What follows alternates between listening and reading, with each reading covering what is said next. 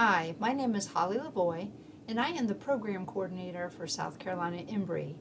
I'd like to take a few minutes to tell you about one of our grants programs, the Bioinformatics Pilot Project Program. The best place to learn about South Carolina INBRE and its funding programs is the SCINBRE.org website. At the top of this website, there's a drop-down menu for funding, and the BIPP, or Bioinformatics Pilot Project Proposal information, is at the top. If you click on that, you'll bring up a page with details about the BIPP application process and deadlines, and details of eligibility and reporting requirements.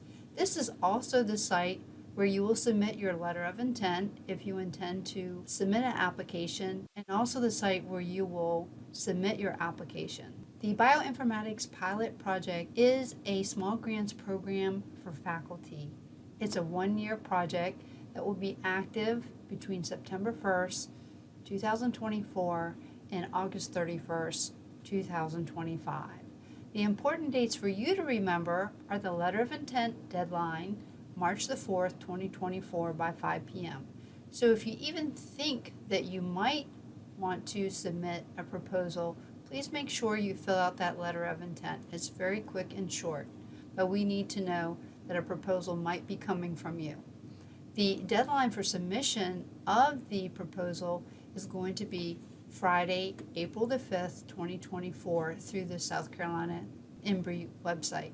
It's very important that this be a complete proposal with face page with institutional signatures. We will give up to 5 awards this year. This year we are accepting one-year competitive renewal applications from anyone that has been funded by a BIPP proposal during INBRE IV. That means starting from September 2020 to present. If you've had only 1 year of BIPP funding, you can apply for competitive renewal if you give a progress report and have an extension of the project that you had worked on previously.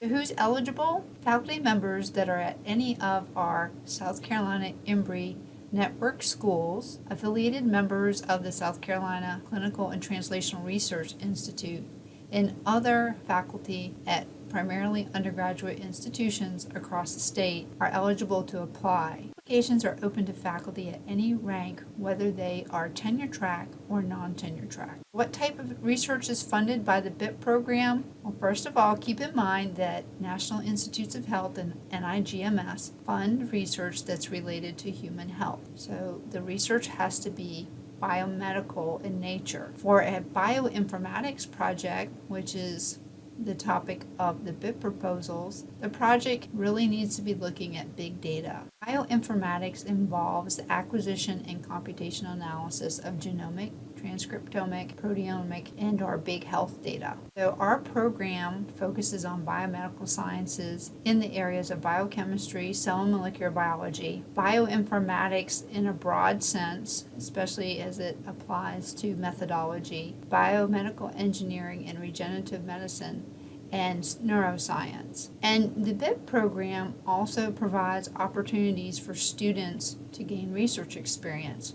So all proposals must have a section regarding student training. The budget is a maximum of $10,000 for 1 year, and funds must be spent by the end of that 1 year period.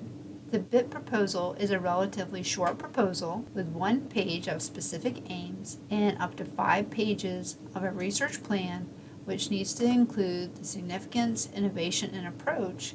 Additional page is directed towards the plans for training students, undergraduate students, graduate students, and postdoctoral fellows in research. If you have a project that includes human subjects or live vertebrate animals, there will be additional documentation that's needed as part of your application. In the case of human subjects, we're going to need your approval letter from your IRB committee at the time of submission of your application.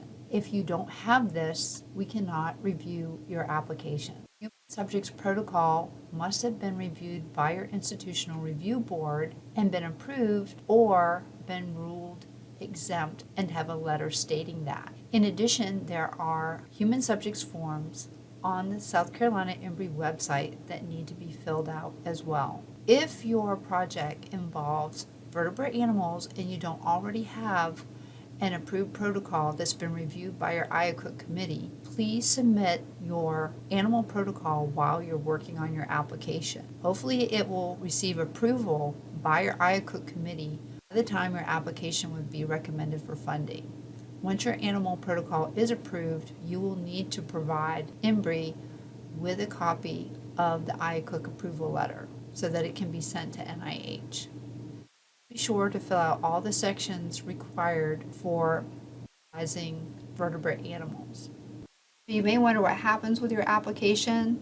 There'll be an initial screening by South Carolina INBRE Administrative Corps personnel. It will then be sent out to a scientific review panel where reviewers will comment on your proposal as well as others and score it. Those scores will be tallied and all materials will be forwarded to our South Carolina INBRE External Advisory Committee for another review.